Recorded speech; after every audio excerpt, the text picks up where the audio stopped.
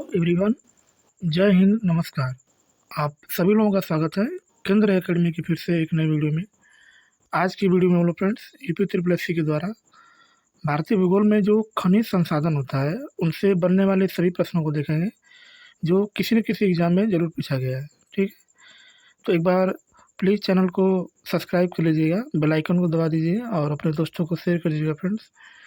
ये वीडियो पेट के एग्ज़ाम के दृष्टिकोण से बहुत इंपॉर्टेंट है क्योंकि पेट का एक जो एग्ज़ाम है 6 और 7 सितंबर को होने वाला है और इसके लिए ये काफ़ी इम्पोर्टेंट है। ठीक है, तो प्लीज़ एक बार चैनल को लाइक कर दीजिएगा और जब पूरा सेशन देख लीजिएगा तो कम से कम इसे एक ग्रुप में ज़रूर शेयर कर दीजिए। ठीक है, तो चलिए आज हम लोग जो है खनिज एवं संसाधन के बारे में चर्चा करेंगे और इससे बनने वाले जितने भी प्रश्न हैं सबको देखा जाएगा। ठीक है, चलिए तो स्टार्ट करते हैं। आज का जो हमारा पहला प्रश्न है, इसमें लिखा है कि किस रेडियोधर्मी तत्व के विश्व के सबसे बड़े भंडार भारत में पाए जाते हैं। ऑप्शन ए की बात करेगा तो यूरेनियम, बी की बात करेगा तो रेडियम, सी की बात करेगा तो प्लूटोनियम और डी की बात करेगा तो थोरियम।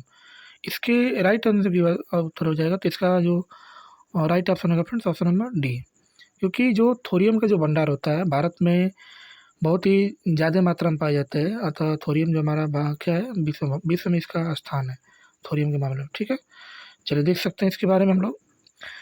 रेडियोधर्मी तत्व थोरियम के भंडार में भारत विश्व में पहले स्थान पर है। मिनरल कमोडिटी सीरीज समृद्ध 2025 के अनुसार Bharat 8,50,000 ton, Brazil 63 lakh ton, 6,63,000 तथा ऑस्ट्रेलिया एवं संयुक्त राज्य अमेरिका प्रत्येक में 6 लाख टन में थोरियम के क्रमशः सर्वाधिक क्या होते हैं भंडार होते हैं। ठीक है, तो आप देख सकते हैं कि जो 2025 का डाटा है उसमें सबसे ज़्यादा भारत के जहाँ जो है सबसे ज़्यादा मात्रा में है। कितना है तो लगभग 8,50,000। ठीक है, नेक्स्ट दूसरा जो हमारा प्रश्न है, इसमें लिखा है कि भारत का रुर किस नदी बेसिन को कहा जाता है। ऑप्शन ए की बात करेगा तो दामोदर, बी की बात करेगा तो हुगली, सी की बात करेगा तो गोदावरी और डी की बात करेगा तो स्वर्णरेखा। इसके उत्तर की बात करेंगे तो फ्रेंड्स ऑप्शन नंबर ए जो है इसका राइट ऑप्शन होगा फ्रेंड्स, क्योंकि जो भारत का रुर है ये किसको बोला जाता है तो दामोदर है। दामोदर नदी को हम लोग क्या बोलते हैं, भारत के रुर के नाम से उसको जाना जाता है। ठीक है, चलिए देख सकते हैं हम लोग इसका डिस्कस। दामोदर नदी बेसिन को भारत का रुर कहा जाता है। ऐसा इस क्षेत्र में अधिक मात्रा में कोयला एवं अन्य खनिज पदार्थों के उत्खनन के कारण है। रुर जर्मनी स्थित ऐसा क्षेत्र है जो कोयला एवं अन्य खनिजों के उत्पादन के दृष्टिकोण से क्या होता है अत्यधिक क्या है ये समृद्ध है। ठीक है, नेक्स्ट जो हमारा 15वां प्रश्न है, इसमें लिखा है निम्न श्रेणी का भूरा कोयला कहलाता है। तो हम लोग क्या बोलते हैं, क्योंकि कोयले के प्रकार के बहुत सारे प्रकार होते हैं उसमें ऑप्शन ए की बात करेगा तो मैग्नेटाइट, बी की बात करेगा तो लिग्नाइट, सी की बात करेगा तो बॉक्साइट और डी की बात करेगा तो लिमोनाइट है। इसके उत्तर की बात करेंगे तो फ्रेंड्स इसका जो राइट ऑप्शन हो जाएगा उसका नाम क्या है लिग्नाइट। लिग्नाइट को हम लोग क्या बोलते हैं तो भूरा कोयला बोलते हैं, क्योंकि वो कोयले के हमारे बहुत सारे प्रकार होते हैं। ठीक है, चलिए देख सकते हैं हम लोग इसका क्या लिखा है। इसमें लिखा है कि लिग्नाइट कोयला भूरे रंग के कोयले के रूप में जाना जाता है। कोयले का जो उच्चतम प्रकार होता है उसको हम लोग एंथ्रासाइट बोलते हैं। इस कोयले में कार्बन का उच्चतम प्रतिशत पाया जाता है ना, तो कार्बन के जितने सारे प्रकार है उसमें जो एंथ्रासाइट कोयला होता है ये सबसे उच्च कोटि का कोयला होता है। और भूरे कोयले की बात करेंगे तो भूरा कोयला हम लोग किसको बोलते हैं तो लिग्नाइट को बोलते हैं। ठीक है, नेक्स्ट जो प्रश्न हमारा है, निम्नलिखित में से किसे भूरा यानी ब्राउन कोयला भी कहा जाता है। ऑप्शन ए की बात करेगा तो एंथ्रासाइट, बी की बात करेगा तो लिग्नाइट, सी की बात करेगा कोक और डी की बात करेगा तो सब बिटुमिनस। अभी मैंने इसके बारे में डिस्कस किया था कि जो लिग्नाइट होता है इसको हम लोग क्या बोलते हैं तो भूरा कोयला के नाम से जाना जाता है, यानी ब्राउन कोयला भी इसको बोलते हैं। तो इसका जो राइट ऑप्शन होगा फ्रेंड्स ऑप्शन नंबर बी, क्या हो जाएगा ऑप्शन नंबर बी। ठीक है, नेक्स्ट चलिए आगे इसमें जो हमारा प्रश्न लिखा है, कह कि निम्नलिखित में से किस स्थल पर झारखंड में कोयला क्षेत्र अधिष्ठित है। ऑप्शन ए की बात करेगा तो झरिया, बी की बात करेगा कानपुर, सी की बात करेगा तो लोहरदगा, डी की बात करेगा तो रांची। इसके उत्तर की बात करेंगे तो फ्रेंड्स ऑप्शन नंबर ए जो इसका राइट ऑप्शन हो जाएगा, क्योंकि झारखंड में जो कोयला क्षेत्र है वो कहाँ स्थित है तो ये झरिया में जो है ज़्यादा जो है कोयला पाया जाता है। ठीक है, आगे इसमें देख सकते हैं हम लोग इसके बारे में। झरिया कोयला क्षेत्र झारखंड में स्थित है। यह कोयला क्षेत्र स्थानीय अर्थव्यवस्था में एक महत्वपूर्ण योगदान करता है। जो प्रत्यक्ष या अप्रत्यक्ष रूप से अधिकांश स्थानीय आबादी को रोजगार प्रदान करता है ना। तो झरिया में जो है ज़्यादा जो है कोयला पाया जाता है, ठीक है। नेक्स्ट नेक्स्ट जो प्रश्न है, बालघाट का मलंज खनन क्षेत्र राजस्थान के झुंझुनू का खेतड़ी सिंगना क्षेत्र के महत्वपूर्ण खनन केंद्र है। यानी किसके खनन केंद्र है जो राजस्थान का खेतड़ी है। ऑप्शन ए की बात करेगा तो लोहा, बी की बात करेगा तो एल्युमिनियम, सी की बात करेगा चांदी और डी की बात करेगा तो तांबा। इसके उत्तर की बात करें तो फ्रेंड्स ऑप्शन नंबर इसका डी जो है राइट ऑप्शन आ जाएगा, क्योंकि तांबा के लिए क्या है प्रसिद्ध है, जो राजस्थान का जो है एरिया है, ठीक है। आगे देख सकते हैं हम लोग इसके बारे में। इसमें लिखा है कि मध्य प्रदेश के बालाघाट जिले का मलंज खंड यानी जिसको मलाज खंड कहते हैं क्षेत्र और राजस्थान के जो झुंझुनू का खेतड़ी है सिंगना क्षेत्र है, ये तांबा के महत्वपूर्ण खनन का केंद्र है, ठीक है। नेक्स्ट नेक्स्ट जो हमारा प्रश्न है, इसमें लिखा है कि भारत में पाया जाने वाला एक गैर धात्विक खनिज है, कौन है। ऑप्शन ए की बात करेगा तो क्रोमाइट, बी की बात करेगा तो बॉक्साइट, सी की बात करेगा तो हेमेटाइट और डी की बात करेगा तो पायरोफाइलाइट। तो इसमें गैर धात्विक खनिज की बात करेंगे तो इसका जो उत्तर हो जाएगा friends option number D. D जो इसका राइट ऑप्शन हो जाएगा, यानी पायरोफाइलाइट जो है ये क्या है तो गैर धात्विक खनिज है जो भारत में क्या है पाया जाता है, ठीक है। चलिए देख सकते हैं हम लोग इसके बारे में क्या लिखा है। दिए गए विकल्पों में पायरोफाइलाइट भारत में पाया जाने वाला एक गैर धात्विक खनिज है। यह एक पायरोसिलिकेट खनिज है। बॉक्साइट एल्युमिनियम का और हेमेटाइट लोहे का अयस्क होता है।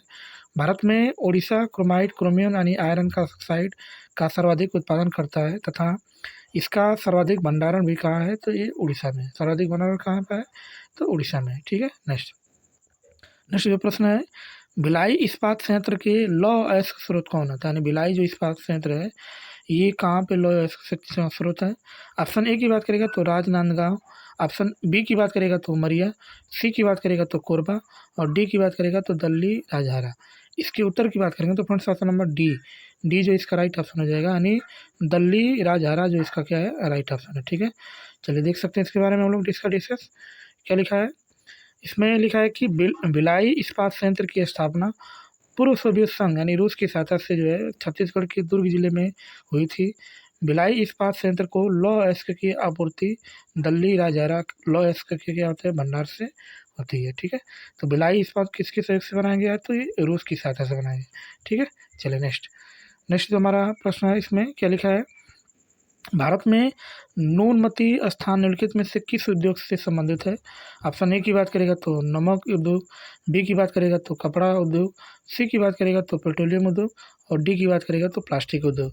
इसके उत्तर की बात करेंगे तो फ्रेंड्स ऑप्शन नंबर सी, सी जो इसका राइट ऑप्शन है, यानी जो न्यूनमती है ये किसके लिए प्रसिद्ध है तो पेट्रोलियम उद्योग के लिए प्रसिद्ध है, यानी ऑप्शन नंबर सी जो है इसका राइट ऑप्शन हो जाएगा, ठीक है। नेक्स्ट चलिए इसका हम लोग डिस्कस देख सकते हैं कि ये न्यूनमती कहाँ है और किस राज्य में है। तो इसकी बात करेंगे तो भारत में न्यूनमतीय स्थान पेट्रोलियम उद्योग यानी पेट्रोलियम रिफाइनरी के लिए प्रसिद्ध है। यह भारत के असम राज्य में स्थित है। यहाँ वर्ष 1962 ईस्वी में इंडियन ऑयल कॉरपोरेशन लिमिटेड द्वारा तेल रिफाइनरी स्थापित की गई थी, ठीक है। नेक्स्ट नेक्स्ट जो प्रश्न हमारा है क्या लिखा है, इसमें लिखा है कि किस राज्य की स्थापित बिजली उत्पादन क्षमता सबसे अधिक है। ऑप्शन ए की बात करेगा तो गुजरात, बी की बात करेगा तो तमिलनाडु, सी की बात करेगा तो आंध्र प्रदेश और डी की बात करेगा तो महाराष्ट्र। इसके उत्तर की बात करेंगे तो फ्रेंड्स ऑप्शन नंबर ए, ए जो इसका राइट ऑप्शन है, यानी जो जो हमारा बिजली उत्पादन क्षमता जो है किस राज्य में अधिक है तो ऑप्शन नंबर ए यानी गुजरात राज्य में जो है बिजली उत्पादन क्षमता जो है सबसे अधिक होता है, ठीक है। चलिए देख सकते हैं हम लोग इसके बारे में। केंद्रीय विद्युत प्राधिकरण द्वारा 31 मार्च 2025 तक के आंकड़ों के अनुसार 57,700.85 मेगावाट के साथ गुजरात की स्थापित बिजली उत्पादन क्षमता भारत में सबसे अधिक है, जबकि 53,331.98 मेगावाट के साथ महाराष्ट्र दूसरे स्थान पे और 51,288.32 मेगावाट के साथ राजस्थान तीसरे स्थान पर है। प्रश्नकाल में महाराष्ट्र स्थापित बिजली उत्पादन क्षमता में जो है क्या है पहले स्थान पे है, ठीक है। चलिए आगे नेक्स्ट जो हमारा प्रश्न है क्या लिखा है, उत्तर प्रदेश का सबसे बड़ा सौर ऊर्जा संयंत्र निम्नलिखित में से किस जिले में स्थापित किया गया है।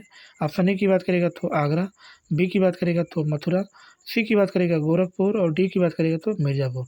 इसके उत्तर की बात करेंगे तो friends option number D, D जो इसका राइट ऑप्शन है, यानी मिर्ज़ापुर में जो है सबसे बड़ा सौर ऊर्जा संयंत्र जो है स्थापित किया गया है, ठीक है।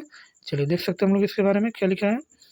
इसमें लिखा है कि उत्तर प्रदेश का सबसे बड़ा सौर ऊर्जा संयंत्र लगभग 75 मेगावाट का मिर्ज़ापुर ज़िले में स्थापित किया गया है। इसे मिर्ज़ापुर में प्रति वर्ष लगभग 13 करोड़ यूनिट बिजली क्या होती है, पैदा होती है।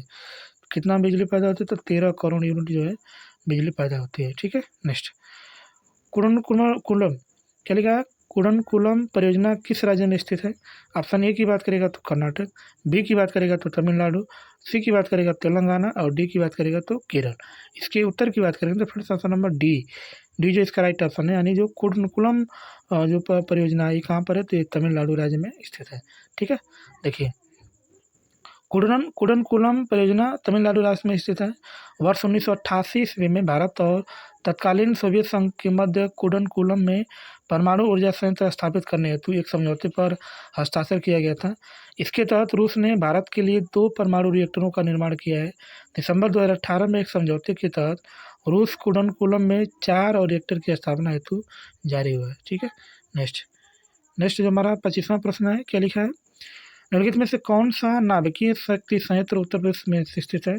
ऑप्शन ए की बात करेगा तो कहेगा, बी की बात करेगा तो नरोरा और सी की बात करेगा कल्पक्कम, डी की बात करेगा तो काकरापारा। इसके उत्तर की बात करें तो फ्रेंड्स ऑप्शन नंबर बी जो है क्या इसका राइट ऑप्शन है, यानी जो नरोरा नाभिकीय शक्ति संयंत्र ये कहाँ पर है, तो ये उत्तर प्रदेश में है। कहाँ पर है, तो उत्तर प्रदेश में। ठीक है, नेक्स्ट चलिए इसके उत्तर की बात करेंगे तो इसमें क्या लिखा है, प्रश्नकाल तथा वर्तमान में भी विद्युत उत्पादन करने में सर्वाधिक हिस्सा ताप विद्युत यहाँ का है। 31 मार्च 2025 तक की स्थिति के अनुसार भारत में स्थापित विद्युत क्षमता लगभग कितना है, तो 4,75,211.80 मेगावाट थी। इसमें सर्वाधिक हिस्सा किसका है, तो तापीय विद्युत थर्मल एनर्जी का है। लगभग कितना है, तो 51.96% जो है इसी का हिस्सा है। ठीक है, नेक्स्ट जो हमारा प्रश्न है, क्या लिखा है, टाटा पावर सोलर ने किस राज्य में भारत की सबसे बड़ी फ्लोटिंग सौर ऊर्जा परियोजना शुरू की है। ऑप्शन ए की बात करेगा तो असम, बी की बात करेगा बिहार, सी की बात करेगा केरल, डी की बात करेगा तो उड़ीसा। इसके उत्तर की बात करेंगे तो फ्रेंड्स ऑप्शन नंबर सी जो इसका राइट ऑप्शन है, यानी केरल में जो है टाटा के द्वारा जो है टाटा सोलर पैनल जो सिस्टम लिमिटेड की जो है स्थापना किया गया है। ठीक है, चलिए देख सकते हैं हम लोग इसके बारे में डिस्कस क्या लिखा है। Tata power solar system limited ने केरल के कायमकुलम में भारत की सबसे बड़ी फ्लोटिंग यानी तैरती जिसको हम लोग बोलते हैं सौर परियोजना शुरू की है। ठीक है, तो फ्रेंड्स हमने जो है क्या क्या देखा, तो भारत में जितने भी खनिज संसाधन है उससे बनने वाले जितने भी प्रश्न पूछा गया है किसी न किसी एग्जाम में यूपी ट्रिपल एससी के द्वारा, उन प्रश्नों को हमने देख लिया फ्रेंड्स। ठीक है, अब हम लोग देखें फ्रेंड्स जो हमारा भारत का जो क्या है राजनीतिक क्या नाम है उसका, तो भारत का जो राजनीतिक भूगोल है इसके बारे में जो है देखा जाएगा और इससे बनने वाले प्रश्नों को भी हम लोग क्या करेंगे, देखेंगे। ठीक है, चलिए हमारा पहला प्रश्न इसमें क्या लिखा है, इसमें लिखा है कि पृथ्वी की सतह का लगभग कितना प्रतिशत भारत द्वारा कवर किया गया है। ऑप्शन ए की बात करेगा तो 3.5, बी की बात करेगा 2.4, सी की बात करेगा 4.4, इनमें से कोई नहीं। इसके उत्तर की बात करेंगे तो फ्रेंड्स ऑप्शन नंबर डी जो इसका राइट ऑप्शन है, यानी इनमें से कोई नहीं जो इसका क्या है राइट ऑप्शन है। ठीक है, चलिए हम लोग इसका देख सकते हैं इसका राइट ऑप्शन क्या है।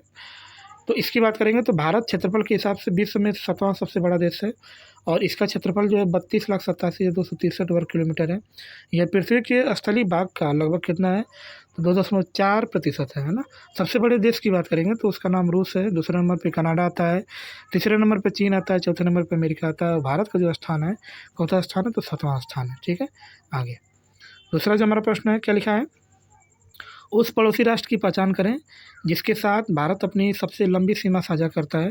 ऑप्शन ए की बात करेगा तो नेपाल, बी की बात करेगा चीन, सी की बात करेगा तो म्यांमार, डी की बात करेगा तो बांग्लादेश।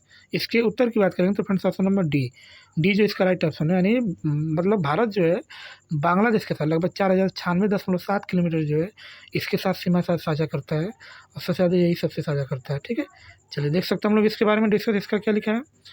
इसमें लिखा है कि भारत की सबसे लंबी सीमा 4,096.7 किलोमीटर बांग्लादेश के साथ लगती है। इसके बाद क्रमशः चीन के साथ 3,488 किलोमीटर, पाकिस्तान के साथ 3,323 किलोमीटर, नेपाल के साथ 1,751 किलोमीटर, म्यांमार के साथ 1,643 किलोमीटर और भूटान के साथ 699 और अफगानिस्तान के साथ मात्र जो है 106 किलोमीटर के साथ क्या करती है सीमाएँ जुड़ी हैं।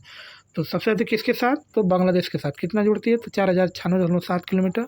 सबसे कम किसके साथ है, तो 106 किलोमीटर किसके साथ है, तो अफगानिस्तान के साथ है। किसके साथ है, तो अफगानिस्तान के साथ है। ठीक है, नेक्स्ट प्रश्न है कितने भारतीय राज्य नेपाल से सीमा साझा करते हैं? ऑप्शन ए की बात करेगा तो 2, बी की बात करेगा तो 3, सी की बात करेगा 4 और डी की बात करेगा तो 5। इसके उत्तर की बात करेंगे तो फ्रेंड्स ऑप्शन नंबर डी जो है इसका क्या है राइट ऑप्शन, यानी भारत के जो 5 राज्य हैं वो क्या करते हैं, नेपाल के साथ सीमा साझा करते हैं। ठीक है, चलिए देख सकते हैं हम लोग इसके बारे में। चलिए इसके बारे में हम लोग देख सकते हैं क्या लिखा है। 5 भारतीय राज्य नेपाल से सीमा साझा करते हैं। ऑप्शन ए की बात करेगा तो कौन कौन है, तो उत्तराखंड है, उत्तर प्रदेश है, बिहार है, सिक्किम है और पश्चिम बंगाल। ये 5 राज्य जो है इसे क्या करते हैं, तो सीमा साझा करते हैं। ठीक है, नेक्स्ट प्रश्न हमारा है, निम्नलिखित में से कौन भारत का सबसे पड़ोसी देश नहीं है? ऑप्शन ए की बात करेगा तो म्यांमार, बी की बात करेगा मालदीव, सी की बात करेगा यूएई और डी की बात करेगा तो चाइना। तो इसके उत्तर की बात करें तो ऑप्शन नंबर सी जो इसका राइट ऑप्शन है, यानी जो है यूएई जो है भारत का पड़ोसी देश नहीं है। ठीक है, देख सकते हैं हम लोग इसके बारे में क्या लिखा है। संयुक्त अरब अमीरात जिसको यूएई भी कहते हैं, मध्य पूर्वी एशिया में स्थित है देश है।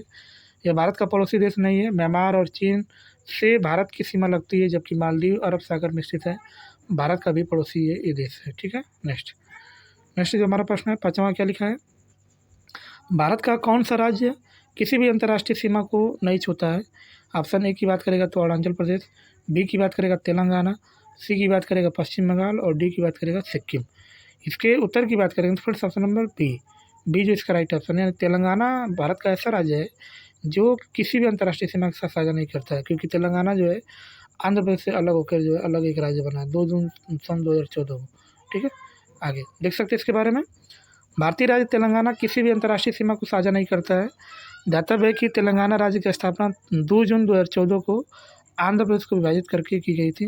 वर्तमान में भारत में कुल कितना राज्य है, तो 28 राज्य हैं और 8 क्या हैं, केंद्र शासित प्रदेश हैं। ठीक है, नेक्स्ट हमारा प्रश्न है क्या लिखा है, भारत प्रायद्वीपीय तक फैला हुआ, यानी कहाँ तक फैला हुआ है? ऑप्शन ए की बात करेगा तो अरब सागर, बी की बात करेगा हिंद महासागर, सी की बात करेगा हिमालय और डी की बात करेगा तो बंगाल की खाड़ी। इसके उत्तर की बात करेंगे फ्रेंड्स ऑप्शन नंबर बी जो इसका राइट ऑप्शन है, यानी भारत प्रायद्वीप जो है कहाँ पर फैला हुआ है, तो ये हिंद महासागर तक फैला हुआ है। ठीक है, नेक्स्ट देख सकते हैं हम लोग इसके बारे में। भारतीय प्रायद्वीप का विस्तार कन्याकुमारी तक है, इस प्रकार यह हिंद महासागर तक क्या है, तो विस्तृत है। ठीक है, नेक्स्ट 7वां जो हमारा प्रश्न है क्या लिखा है, भारत का अक्षांशीय विस्तार माने कहाँ से कहाँ तक है, उत्तर में किस कहाँ से कहाँ तक? ऑप्शन ए की बात करेगा तो 8 डिग्री 2 मिनट से 37 डिग्री 4 मिनट तक, 8 डिग्री 4 मिनट से 37 डिग्री 6 मिनट तक, 8 डिग्री 7 मिनट से 37 डिग्री 9 मिनट तक, डी 8 डिग्री 9 मिनट 3 मिनट से 37 डिग्री 5 मिनट। इसके उत्तर की बात करें फ्रेंड्स ऑप्शन नंबर बी जो इसका राइट ऑप्शन है, यानी भारत का जो अक्षांशीय विस्तार है कहाँ से कहाँ तक है, तो 8 डिग्री 4 मिनट से 37 डिग्री 6 मिनट तक है ना। देशांतरी विस्तार की बात करेंगे तो कितना हो जाएगा, तो 68 डिग्री 60 से 97 डिग्री 25 मिनट तक जो है इसका जो है विस्तार है, यानी इसका मतलब कि देशांतरी वाला। ठीक है, चलिए देख सकते हैं हम लोग इसका डिस्कस क्या लिखा है। भारत का भौगोलिक क्षेत्रफल 32,87,263 वर्ग किलोमीटर है। इसके मुख्य भूमि का अक्षांशीय विस्तार 8 डिग्री 4 मिनट उत्तरी अक्षांश से 37 डिग्री 6 मिनट उत्तरी अक्षांश तक तथा देशांतरी विस्तार की बात करेंगे तो 68 डिग्री 7 मिनट से पूर्वी देशांतर से 97 डिग्री 25 मिनट पूर्वी देशांतर से। संपूर्ण भारत का अक्षांशीय विस्तार जो है 6 डिग्री 45 मिनट से उत्तरी अक्षांश 37 डिग्री 6 मिनट उत्तरी अक्षांश तक मध्य है। ठीक है, नेक्स्ट चलिए आगे जो हमारा नेक्स्ट प्रश्न है क्या लिखा है, भारत की मानक या मध्य रेखा कितनी है? ऑप्शन ए की बात करेगा तो 82 डिग्री पूर्वी देशांतर, बी की बात करेगा तो 82 डिग्री 50 मिनट पूर्वी देशांतर, सी की बात करें तो 82 डिग्री 30 मिनट पूर्वी देशांतर, डी की बात करें 83 डिग्री 30 मिनट पूर्वी देशांतर। इसके उत्तर की बात करेंगे तो फ्रेंड्स ऑप्शन नंबर सी जो इसका राइट ऑप्शन है, यानी 82 डिग्री 30 मिनट पूर्वी देशांतर जो इसका क्या है राइट ऑप्शन है। ठीक है, ये मानक या मध्य रेखा है। ठीक है, चलिए देख सकते हैं हम लोग इसके बारे में क्या लिखा है। 82 डिग्री 30 मिनट पूर्वी देशांतर रेखा को भारत की मानक या मध्य रेखा कहा जाता है। यह देशांतर रेखा प्रयागराज मिर्ज़ापुर आदि स्थानों से होकर क्या करती है, गुजरती है। ठीक है, आगे भारत का सबसे उत्तरी अक्षांश कौन है? ऑप्शन ए की बात करेगा तो 97 degree 25 minute north, 37 degree 6 minute north, 68 degree 7 minute north और 82 डिग्री 32 मिनट क्या है नॉर्थ। इसके उत्तर की बात करें तो फ्रेंड्स ऑप्शन नंबर सी जो इसका राइट ऑप्शन है, यानी जो हमारा 37 डिग्री 6 मिनट एक तरफ से क्या है उत्तरी अक्षांश है। ठीक है, चलिए देख सकते हैं हम लोग इसके बारे में डिस्कस। इसका क्या लिखा है, इसमें लिखा है कि भारत का सबसे उत्तरी अक्षांश 37 डिग्री 6 मिनट नॉर्थ है, जबकि सबसे दक्षिणी अक्षांश की बात करेंगे तो 8 डिग्री 4 मिनट नॉर्थ है। भूपृष्ठ पर विषुवत रेखा से उत्तर या दक्षिण दिशा में स्थित किसी भी बिंदु को पृथ्वी के केंद्र से मापी गई जो कोणीय दूरी होती है उसको क्या बोलते हैं? तो अक्षांश बोलते हैं। क्या बोलते हैं? अक्षांश। ठीक है, नेक्स्ट 10वां हमारा प्रश्न है, क्या लिखा है? कर्क रेखा निम्नलिखित में से किन राज्यों से होकर गुजरती है? ऑप्शन ए की बात करेगा तो गुजरात, ऑप्शन बी की बात करेगा तो झारखंड, सी की बात करेगा तो असम, और चार की बात करेगा तो मिजोरम। जब कर्क रेखा की बात करेंगे तो भारत जो है, भारत में जो जितने 8 राज्य हैं, 8 राज्यों से जो है कर्क रेखा गुजरती है। इसके ट्रिक की बात करेंगे तो बोलते हैं मित्र पर गमछा झार बोलते हैं। यानी ऑप्शन की बात करेंगे तो इसमें कौन कौन ऑप्शन यानी किससे होकर गुजरती है? तो इसके उत्तर की बात करेंगे तो फ्रेंड्स ऑप्शन नंबर सी जो इसका राइट ऑप्शन है, यानी 1 2 4। क्या है? 1 2 4। और कौन इसमें से नहीं गुजरती है? तो जो असम है, असम से होकर जो है मतलब कि कर्क रेखा नहीं गुजरती है। बाकी इसमें हो ही गया है, कौन कौन है? तो गुजरात हो गया, झारखंड हो गया, मिजोरम हो गया, उसके बाद राजस्थान हो जाएगा, उसके बाद झारखंड हो जाएगा, झारखंड वही करेगा, और राजस्थान भी हो जाएगा, मध्य प्रदेश हो जाएगा, छत्तीसगढ़ भी हो जाएगा। इन सभी राज्यों से जो होकर क्या करती है? तो कर्क रेखा गुजरती है, यानी कुल मिला के 8 राज्यों से होकर गुजरती है। ठीक है, चलिए देख सकते हैं हम लोग इसके बारे में डिस्कस। कर्क रेखा भारत के लगभग बीचों बीच से होकर गुजरती है।